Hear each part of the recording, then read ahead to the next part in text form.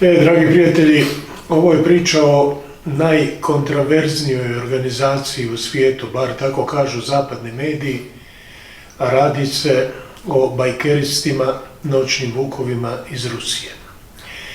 Sa nama je danas njihov veliki prijatelj, kako oni kažu brat Srbin iz Republike Srpske, Todo Eles.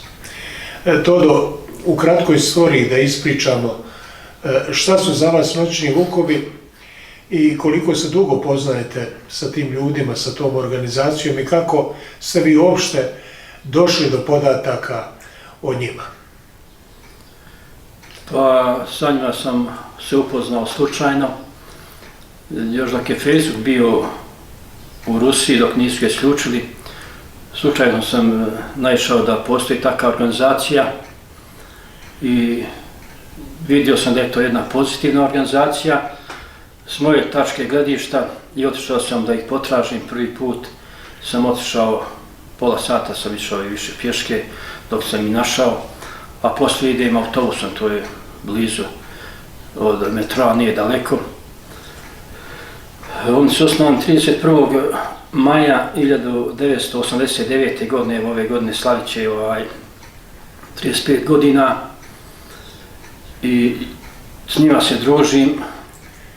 Ima nekoliko hiljada članova iz raznih zemalja Evrope, počev od nas, odmah iz Republike Srpske, Srbije, Makedonije, Bugarske, Slovačke, Češke, Poljske, pa i Ukrajine je bilo ranije, Litva, Latvija, Estonija, čak i iz Njemačke, a što je interesantno, dolaze i iz Australije. Tamo ja mislim da imaju 2 ili 3 ogranka, Srbi dolaze iz tih ogranaka, a ovi drugi šalju i video, pa gledamo kad čestitaju hirurgu rođendan ili tako nešto.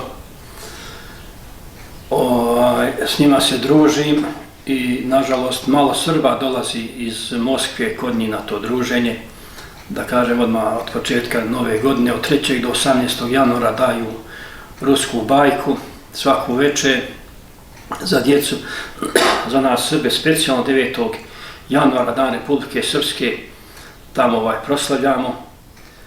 I niđe u miru, ja mislim osim Republike Srpske da se taj praznik ne slavi, ali eto svake godine obilježe. Tu je i govor Milorada Dodika, da i on pozdravlja sve to što bajkeri rade za nas.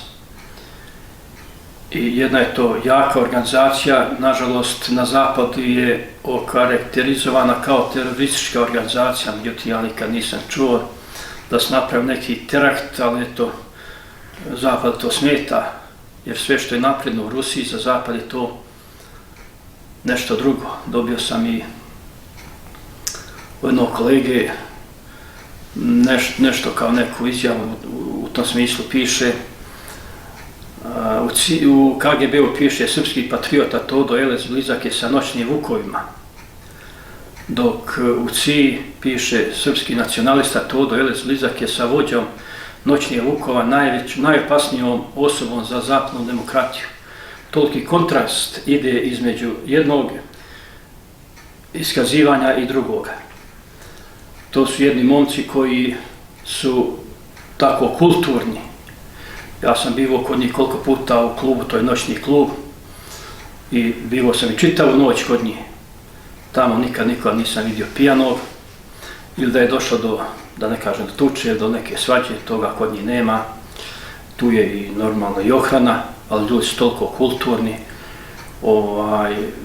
da ne mogu dozvoliti, pa i gosti koji dolaze, nisu to samo oni koji dolaze i gosti.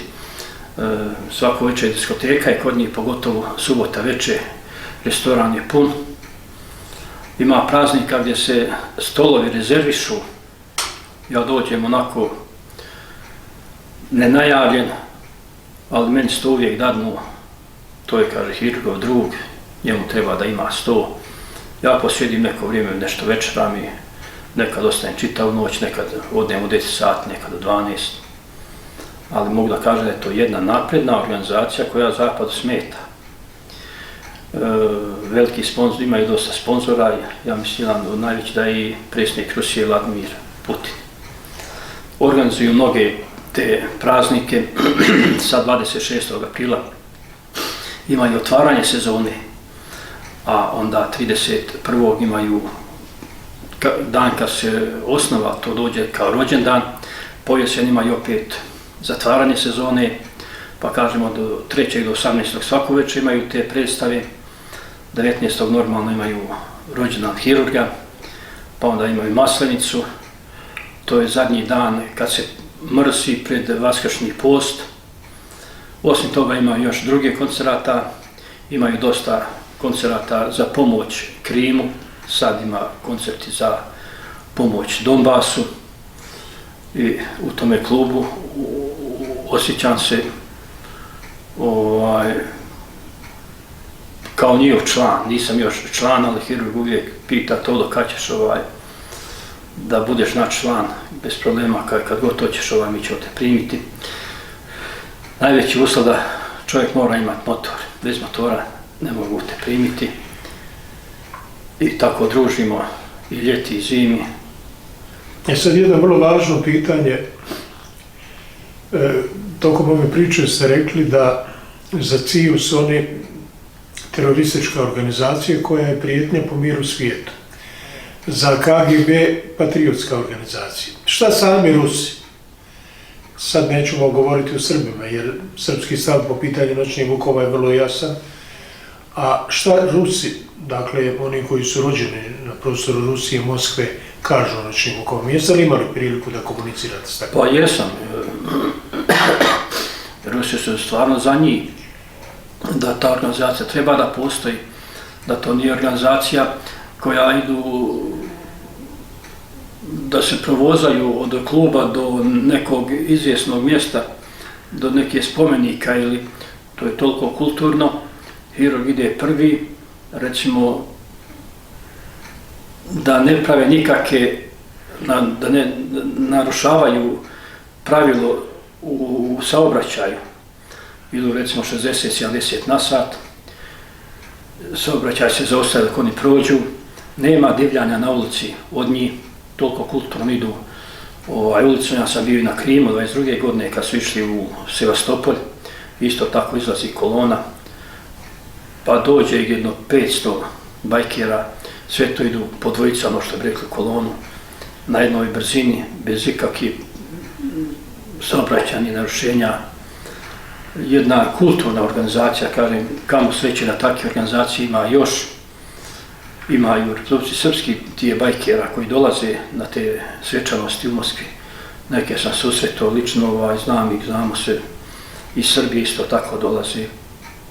Družimo se tamo kad se nađemo u klubu, jer na njihovim prsticima piše odakle su oni.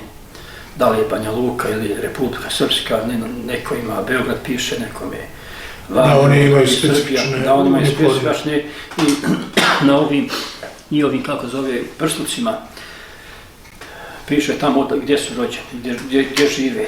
Ja sam mislio da se organizuje jedan malo veća grupa Srba, kad to tako ne ide sasvim drugi sistem kod njih, gdje se vodiš da živiš tu, tako i piše na prstku. Poslije ti možeš mijenjati to mjesto gdje živiš, ali prstuk ostaje, ja mislim, i dalje. Kakva je ljubav noćnih vukova prema Republici Srpskoj, prema Srbiji, prema cjelokupnom srpskom korpusu? Pa ljubav je velika, normalno, kao i svakog Rusa, ali oni su još, ja mislim, izraženiji u toj ljubavi. Ja sa hirurgom uvijek sretnem se, tako popričamo. I sad ova novogodišnja bajka, svake godine što daju, programi se mijenjaju, ali ona pjesma od Bregovića, Kalašnikov, bum bum bum, ona ostaje uvijek. Ja to kažem hirurg, to je naš zaštitni znak i mi to nikad nećemo iz naše te predstave izbaciti. I na kraju me pita, kaže, da li možemo ovo pokazati u Banja Luci ili Beogradu? Kažem, pokušat ću, ja mislim da ćemo i u tome uspjeti, kaže, to mi je želja da i srpska djeca vide tu predstavu u Banja Luci i u Beogradu, pa ako bi otišli tamo, ne bi to bila samo ta dva grada, mislim da bi bilo i još nekoliko gradova. A kad se ovo desilo sa Dodikom, rekao mi otprilike ovako, nije konkretno rekao jer on zna da ja Dodika ne mogu sresti lično, moraš gdje prenijeti njegove riječi, podrške, da je sva Rusija, noćni vukovi, Putin, a posebno kaže njegova Srbija, da je uz njega i u svakom smislu i pogledu koliko budemo mogli pomoći Dodiku da istraje u tome, jer Dodik je predsjednik Republike Srpske i ne možemo ga ostaviti na cjedilu, kako mi to kažemo.